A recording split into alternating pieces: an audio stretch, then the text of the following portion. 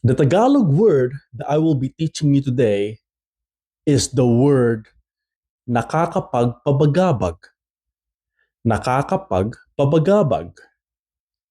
So I will be teaching you the meaning and the usage of this word. But before we proceed, can you even say that word without even breathing? I bet you cannot.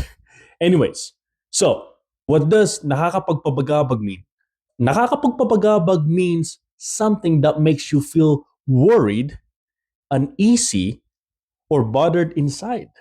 Like when your mind cannot relax because something feels off. So let's break it down a little bit. The root word is bagabag, which means worry or anxiety.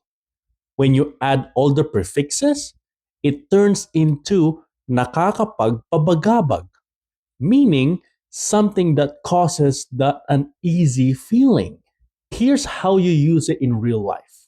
Example number one, nakakapagpabagabag yung balita, which means the news is worrying.